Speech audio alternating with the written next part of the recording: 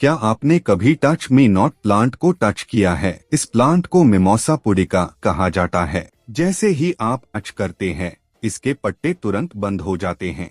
ये एक chemical reaction नहीं, बल्कि थिग्मोनेस्टी नाम का एक रैपिड प्लांट मूवमेंट है। टच होने पर लीफ के बेस पर मौजूद सेल्स से पानी बाहर निकल जाता है, जिससे प्रेशर कम हो जाता है और पत्ते फोल्ड हो जाते हैं। कुछ मिनट बाद पानी वापस सेल्स में आ जाता है और पत्ते फिर से खुल जाते हैं।